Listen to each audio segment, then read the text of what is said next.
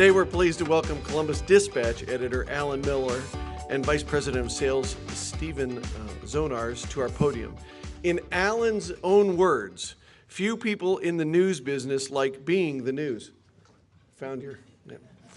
We would prefer to stay behind the scenes and write about what others are doing. However, being in the news is exactly what the Dispatch has been doing recently, as we all know. As first mentioned in June, the Dispatch Printing Company sold its print publications to the New Media Investment Group in New York, New York.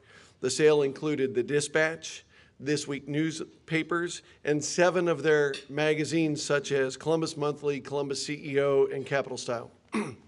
The sale also included 3 commercial properties, the Dispatch printing plant, the 5-story building on East Broad Street that we all know, and This Week's offices in Lewis Center. So rather than scoop them anymore on what they're here to talk about, let me bring Dispatch editor Alan Miller to the podium today.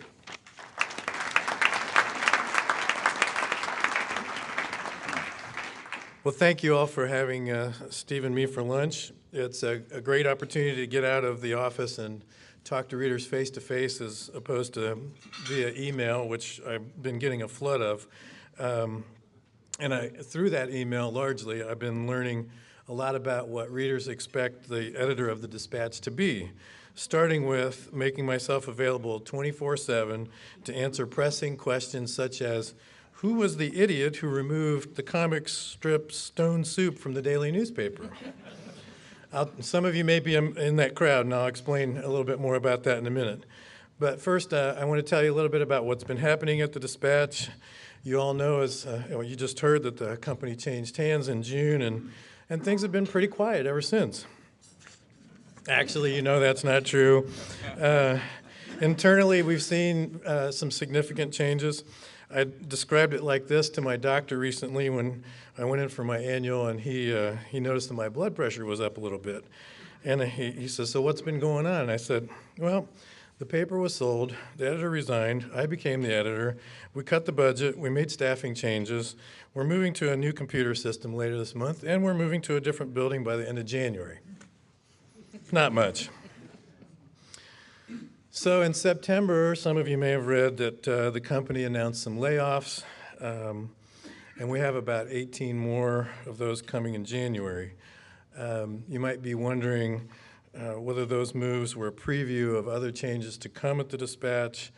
And to address that, I'll talk about what we've been doing in the newsroom, and Stephen will talk about what's happening elsewhere in the company, and then we'll both take questions. So you know the Wolf family owned the Dispatch for more than 100 years, and during their long stewardship of the Dispatch, it became an important and influential part of life and commerce in Central Ohio. But in recent years, the media business has changed dramatically. In the words of John F. Wolf, the longtime Dispatch publisher, quote, the past 2 decades of accelerating and challenging change in the newspaper industry made it clear to us that maintaining a single city, family-owned paper in this environment was untenable long-term. So the family sold the business. Specifically, they sold the Dispatch, the Suburban Weekly group of This Week community newspapers, the magazine division, and Dispatch Digital, which is our fast-growing online side of the company. The New Media Group bought the paper, and the company, I should say, and while it's relatively little known, this company has acquired enough newspapers in recent years that it now publishes more newspapers than any other company in the United States. So as you can imagine, when the Wolves quietly put the print business on the market earlier this year, it attracted a lot of buyers, a lot of potential buyers. The new owners recognized that Central Ohio is a strong market, and that the business that the Wolf family put together here is a terrific collection of publishing assets. As they described it to us, the only real problem was that the business spent too much money. So the Dispatch team and a bunch of people from Gatehouse spent the third quarter making the company leaner, more nimble, in a business without diminishing its capacity to produce great journalism and provide excellent customer service. That involved judicious cutting in the past few months, and it involves new initiatives by our new publisher, Brad Harmon, and by Steve Zonars, as well as others on the sales team to increase revenue. Brad cannot be here today. He sends his regards, and I want you to know that both he and Gatehouse CEO Kirk Davis are Ohio natives, so they have strong interest in what we're doing and our success here. Brad is from northeastern Ohio, and Kirk is from Lancaster. On the content side, the company lured Ray Paprocki back to Columbus. Ray had been the outstanding editor of Columbus Monthly, and he is back as publisher of the magazine group. And at the Dispatch, we have virtually the same team of veteran journalists who were there before the sale of the paper. And we're upholding high journalistic standards, increasing our strong presence as the breaking news leader in Central Ohio, and continuing both our enterprising daily reporting and our in-depth reports, such as the one we just published on the suicide crisis in America. We're also adding components to such projects when they're applicable. In the case of the suicide project, one of the findings, which probably won't surprise most of you, is that virtually all of us know someone who has tried suicide or has died that way. It's a remarkable thing that something this devastating can touch so many people, and so few of us are willing to talk about it. So we launched the conversation on this topic in the newspaper with a 6-day series, and we're hosting a community forum on the topic from 6 to 8 p.m. next Monday, December 7th, at the Ohio Union. And you're all invited to attend and join this important conversation. We have another project coming up in December looking at rail safety in light of the problem we've seen with derailments of cars filled with crude oil from the Bakken oil fields. That oil is a highly volatile oil that tends to explode when those tankers crash. We'll have interactive graphics, videos, and other such things online with that project. And we also intend to share the work with other gatehouse papers in states where these trains are common travelers. So this extends the reach and the impact of Dispatch stories far beyond Central Ohio. It's worth noting that because the Dispatch is the largest paper in the Gatehouse Company, it also is seen as a resource for the other papers. We're providing content to them on a regular basis. Our investigative reporters are leading training webinars for journalists across the enterprise, and our Washington Bureau is seen as an asset to be more fully utilized by other papers in the company. And I and our public affairs team, which covers politics and government, have been tapped to help plan corporate coverage of the presidential campaigns in 2016. Now, I mentioned layoffs earlier, and I want to come back to that for a minute. The first round of layoffs in September did not affect the newsroom. The second round, coming in January, will result in the loss of some copy editors and all of our page designers and artists. Their work will be going to the Gatehouse Center for News and Design in Austin, Texas. And we don't take this lightly. The people that we work with in those two desks are dear to us. It's a family atmosphere in what had been a family-owned company, and so we don't take this lightly. But I want you to know that they are all working. They're pros. They're doing their jobs very well right up until that time comes in January, and I'm confident that when January comes and the work moves to Texas, that they will uphold the same high standards that we do in Columbus. Also, you should know that the copy editor, we will still have copy editors in Columbus, and they will be responsible for handling the content generated by our local staff in our newsroom. And our goal in all of this is to make sure that the news gathering operation remains strong. So as I mentioned at the start, I want to briefly share a few things that I've learned from readers, perhaps from some of you, about what you expect from the editor at the Dispatch. You have a lot of questions. This is something I've learned quickly, and you expect answers almost immediately. One reader from Lancaster sends me an email most Sunday mornings before I've gotten out of bed. He's read the whole paper and he has questions. The first question that many have had for me, if I haven't seen him since the sale of the paper, is what's going to happen to that big neon sign on top of 34 South 3rd Street? Gatehouse bought the sign with the rest of the operation, and at this point, it'll stay on top of 34 South 3rd. We're in negotiation with the Wolf family for a reasonable lease to keep it on that roof, because the rooftop of the building that we're moving to at 62 East Broad Street isn't big enough for it. We're looking for a place to put it at some point. Some readers see signs of our new owners in the most amazing places, and here are some of the things that I've heard. It's clear that since the new ownership, the paper is more conservative. It's clear that since the new ownership, the paper is more liberal. The editorials have been weak since you got new owners. Wow, the editorials have been strong since you got new owners, and the cartoons too. Ever since you got new ownership, there have been more creases in the newspaper. I'm not making that up. More creases.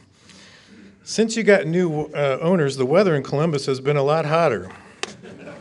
Okay, I haven't heard that one yet. The next thing I've learned is that everything is my fault. A college buddy warned me that it would be this way. Those of you who are heads of businesses, I know you know exactly what I'm feeling. I'm sure this was the case for Ben Marison before me, and Mike Curtin and Bob Smith before him. Those of us in the editor's chair are lightning rods for everything that has or will or could go wrong with the paper. An example, the Life and Arts staff ran a review recently of the movie The Diary of a Teenage Girl. That was on the Life cover under the mundane headline, Lust or Love? That didn't draw attention. Talk about a lightning rod. One reader clipped it out, attached a handwritten note saying simply, "You should be fired as editor for printing this page." I also have learned that you feel a very strong connection to the newspaper, a sense of ownership that I believe has to be unlike most things you feel about other things that you consume.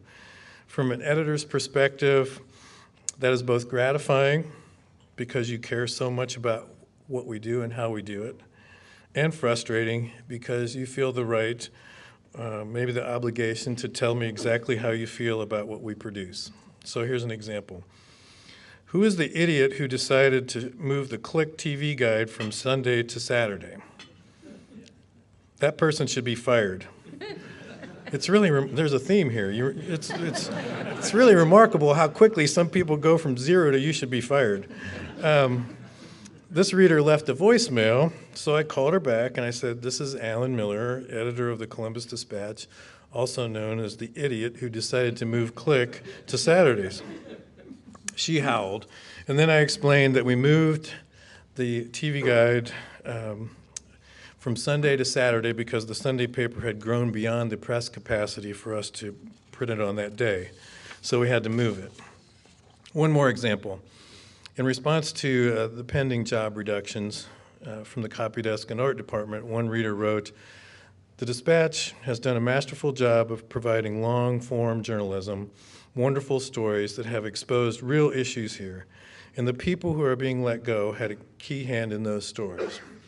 We need that kind of reporting and the important artwork and graphics that support those stories. We need the reporters and the support staff to continue to dig into key issues that impact our lives. Without that, we lose the objective oversight of our government and businesses." We're on the same page with that reader. We want to ensure that the news gathering team remains strong, and we still have copy editors in Columbus to make sure that that happens. Another thing that readers want to know about the Dispatch is how will the news pages or editorial pages change under new ownership? The short answer is not much. The Gatehouse philosophy is to give publishers and editors the freedom to manage their operations, and they expect what you expect, that we will uphold high standards of journalism, reflect the community, and be a good citizen. Rest assured, we will continue to do good work, the kind that you all expect from us. We'll do everything from making sure that you know about the next food truck rodeo at the Columbus Commons to keeping an eye on public officials who are elected by you and paid by you and are spending your money. And that includes big stories, such as the series we did on college campus crime, for which we won several national awards, or the series on home health aides, and another another project on the woeful oversight of guardians for Ohio's most vulnerable residents, both of which also won awards.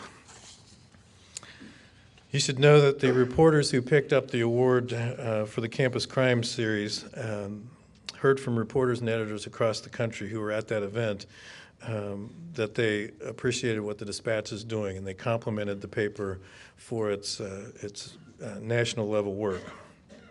That's a reputation we seek to uphold, not for awards, but because it's what you expect from us. Oh, and I almost forgot to tell you about the comic strip Stone Soup.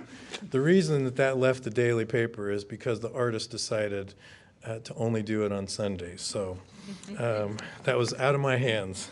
I thank you very much, and I'll turn it over to Steve.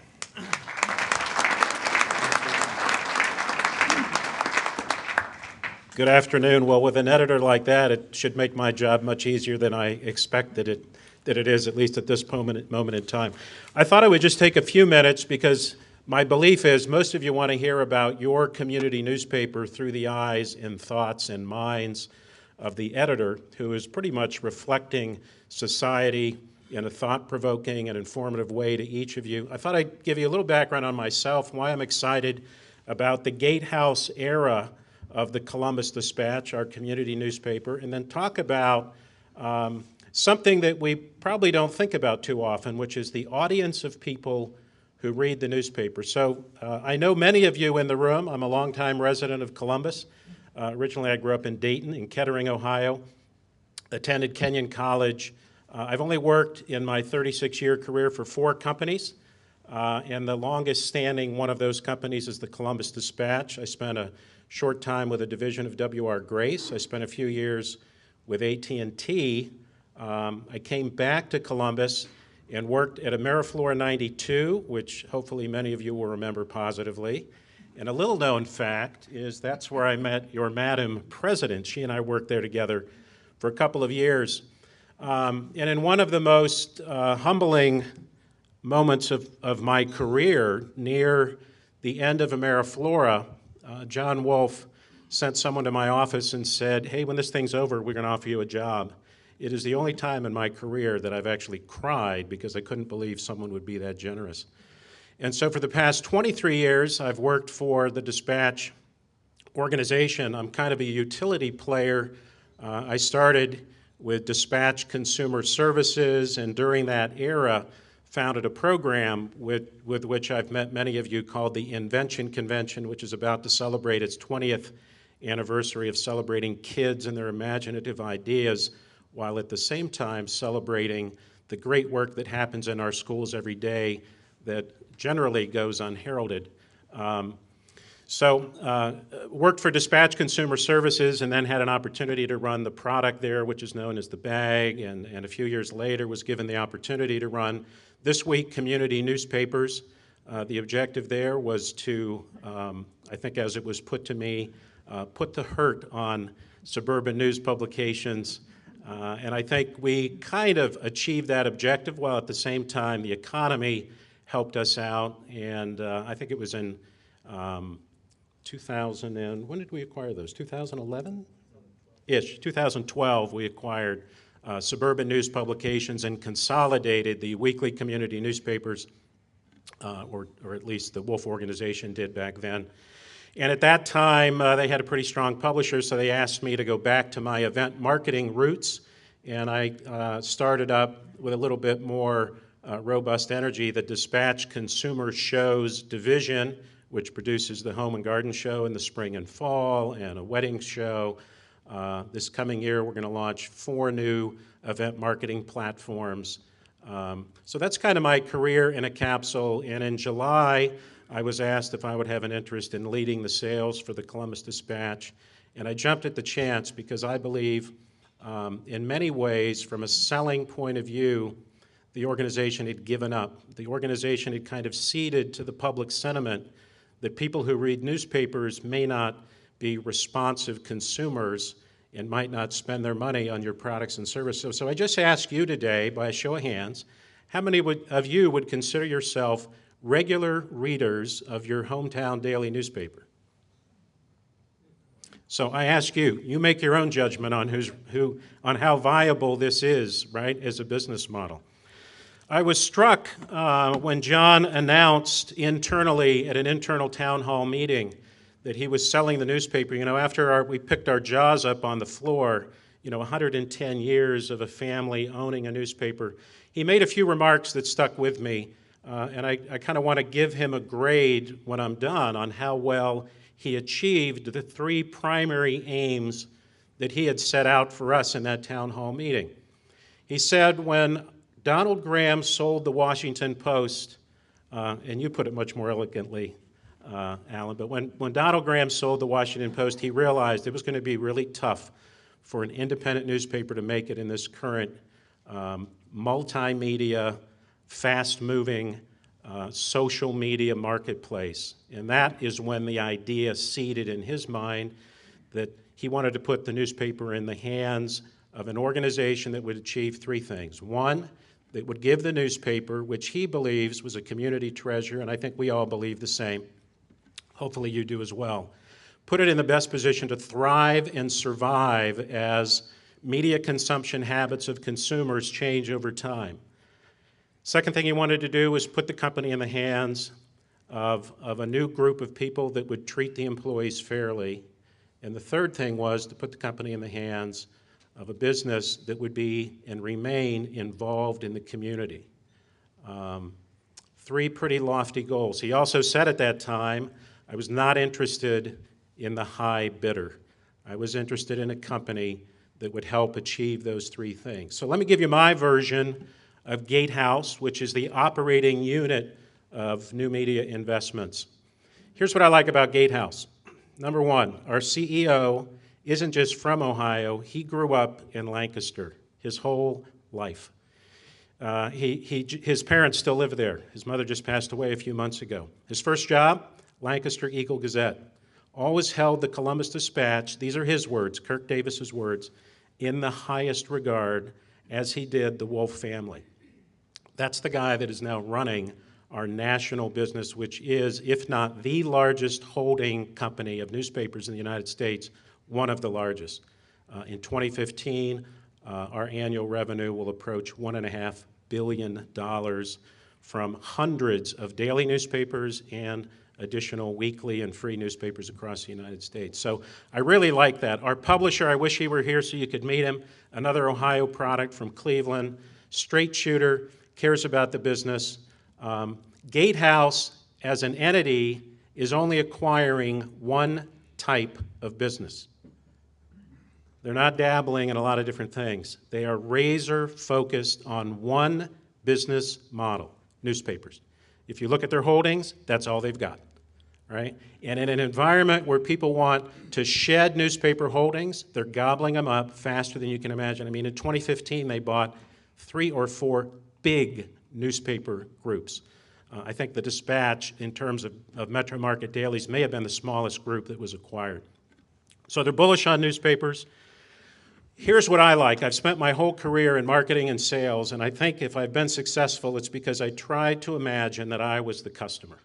And I tried to imagine what the customer was experiencing in dealing with us, and I always try to provide more value to the customer than what we ask in return for fees to put your message in front of an audience that is going to respond and consume. And what I like most about Gatehouse is they are customer-focused, both on readers, community, as well as advertisers. That's really important to me because if it doesn't work for the customer first, it isn't going to work for us. That's the business, right? I tell our sales team every day, it works for the customer first, it works for you, the rep next, last, it works for the company. As long as we remain true to that, we will be successful. And then, when you work for a big public company, you always wonder how top-heavy and how top-down driven the business model is. I know many of you work for big corporations. I'm pleased to report there is no top-down with Gatehouse. It's bottom-up. Their model is publisher-driven, which means our leadership team, made up of people that were all working for the Dispatch on January 1 of 2015, with the exception of Brad Harmon, our publisher. Our leadership team were all local, and the decisions come from that local team. We are invested in this community. Our families live here. Our friends are here. Our neighbors are here. We go to church here. As I said, I've been in this community for 23 years. It's really important to me that the local leadership team is driving the future direction of your newspaper, not a corporate committee out of Rochester, New York. And then the last thing that excites me about Gatehouse is when you work for a big company. So it's been a while since I've worked for a big company. The last big company I worked for was AT&T, back in the era of make the right choice, for those of you that are as old as I am and remember those ad years when you had to pick your long-distance company. Big companies have access to incredibly rich, deep, diverse, and well-vetted resources. And that is what your local newspaper now has access to. World-class resources on a number of fronts, the ability to share best practices. We don't have to invent it here, try it here to see whether or not it's going to work. We can share in the successes of what others in our group have done in other communities, and we can avoid the failures at the same time. So to me, that is the brightness of Gatehouse Media as the owner. And if I had to give John a grade on his 3 initiatives, right, I want the paper to thrive, I want the employees to be treated fairly, I want a company that is focused on the community, I give him an A+ on all 3. He didn't take the highest bidder. He shook hands across the table from Mike Reed, who was the CEO of the investment company. I mean, this is a very non-traditional acquisition. Those of you involved in M&A know you do the due diligence and all that first. This was a handshake. All the due diligence came after the deal was agreed to. So you can imagine it's been a very kind of trying time to figure out all of the things that would have normally been part of the due diligence process. So I just want to spend my last few minutes here talking about who reads the Columbus Dispatch. And I think there's a generally pervasive feeling that newspapers in this country are dead and dying. And I guess I would argue that point with you. So on a weekly basis, just by a show of hands, how many of you think that more than 250,000 people consume the printed version? I'm not talking about online. I'm talking about the printed version of the Columbus Dispatch. Just show of hands. How many people think more than 250,000 people consume it? So it's not all of you. I assume the others of you think the number must be less. How many of you think it's more than 500,000 people? Nobody? Well, my next question then gets really easy. How many of you think it's more than 750,000 people? None of you? Really? Come on. Someone, be bold. 800,000. How many of you think it's more than 1 million? 800,000. 800,000? How many of you think it's more than 1.1 million? So I guess you're all going to be shocked when I tell you what the number is. Just under, on a weekly basis, consuming what this man and this is the largest news gathering and reporting operation in the region, bar none. I mean, they got the next biggest news gathering operation at least doubled, maybe more than that, right? On a weekly basis, just under 1.2 million people consume our printed product. That's a whole bunch of people. That's a whole bunch of people. That's about half of the market size. You can't reach that many people unless you spend a whole bunch of money on a whole bunch of other mediums with a lot of frequency, because you can't queue up to that level. So here's what it says to me. The newspaper ain't what it used to be, right? It's not as big as it used to be. I was in a meeting once, 15 years ago, and I heard John Wolfe say, when I started in this business, 85% of the households in the market subscribed to the newspaper. Those days aren't around anymore.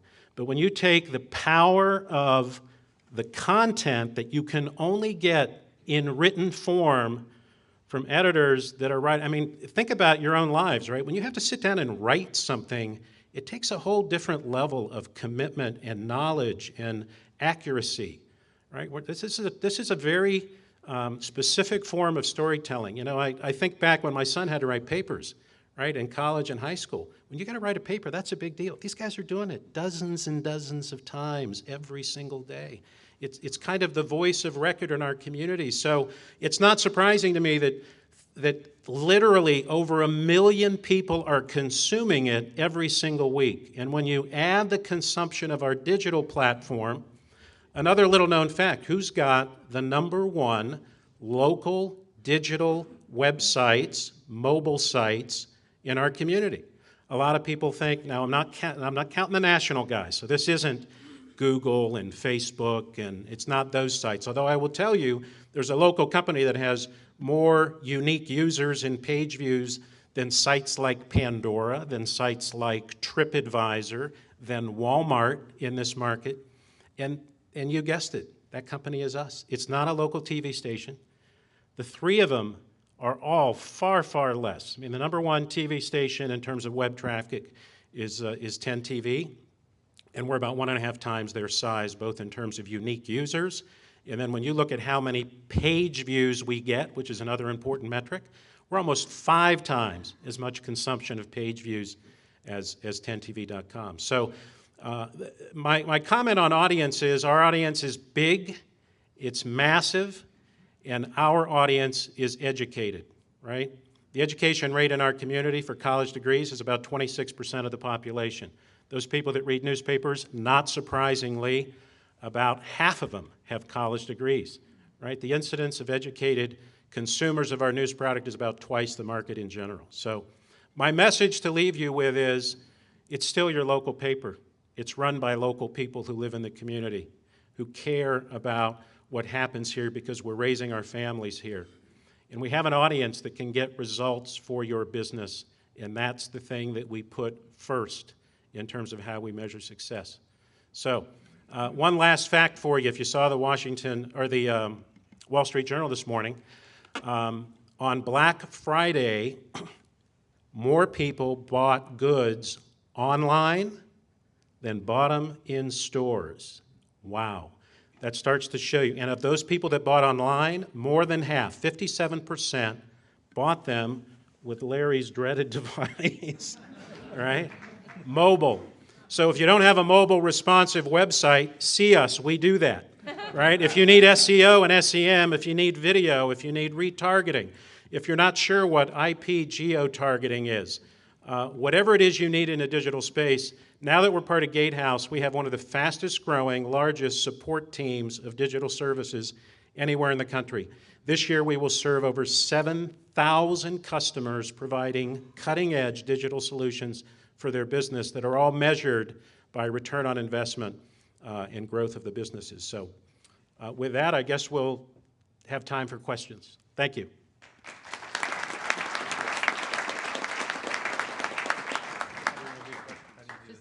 You guys could just stand up there and and they'll address whomever. Okay, fire away.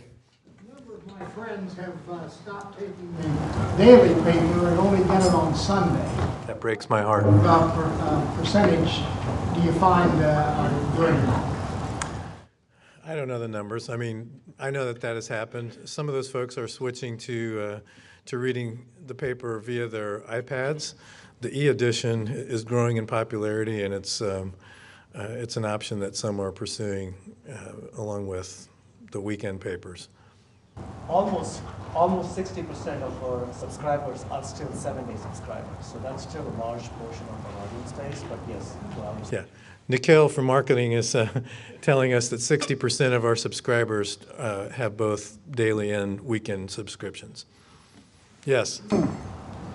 I get the impression in most markets that the daily newspaper also owns the TV station. This deal separated Channel 10 from the Dispatch. How do you feel about that? I challenge that notion. I think that in most cases the newspaper and the and any of the TV stations are not under same ownership. But in a lot of markets, there are agreements for what we in the business call convergence, whereby a newspaper and a television station will work together. And we still have such an arrangement with Channel 10, even though we're not under the same ownership. We still work together in some endeavors, and it's journalistically beneficial to both of us. The fellow right behind you has a question, too. You made reference to a number of the investigations you've done, and I think you've compiled a truly distinguished record of investigative reporting. But it takes enormous resources. How do you make the decision to commit the resources needed to one of your in-depth investigations?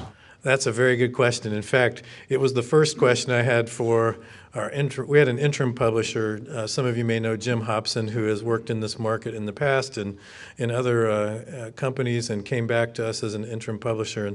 And working as a new editor, working with a new publisher, my first question for him was, as I'm working on my budget, what's your feeling about the investigative, in-depth projects that we do? And he paused and looked at me and he says, "That's the special sauce.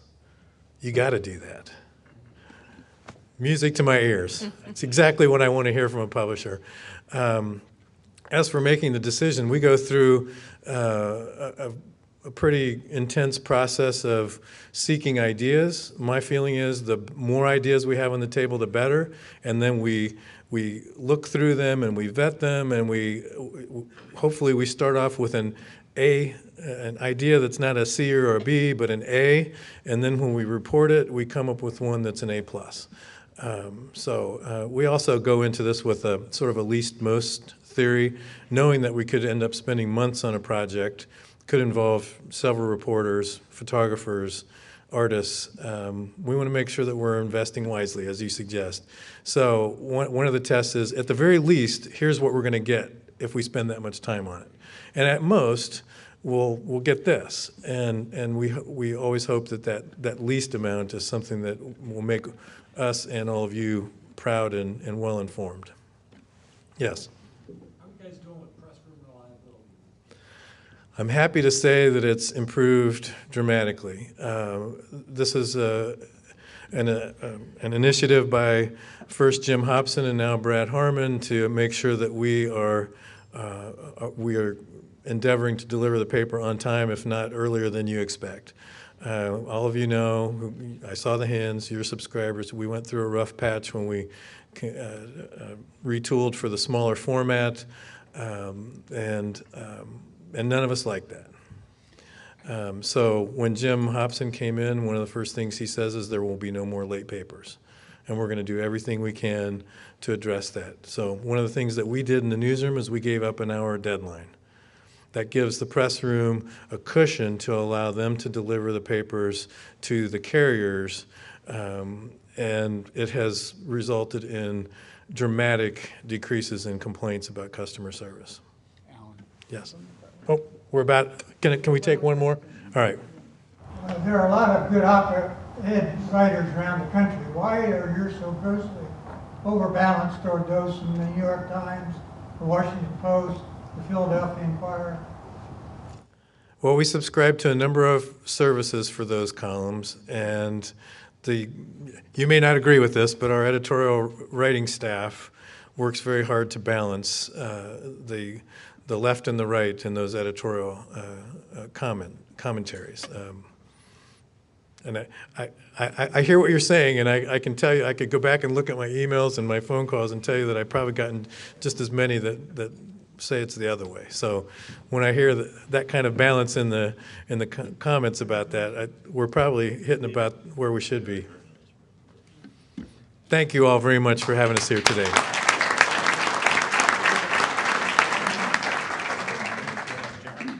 All right, that was great. Next week, please join us again.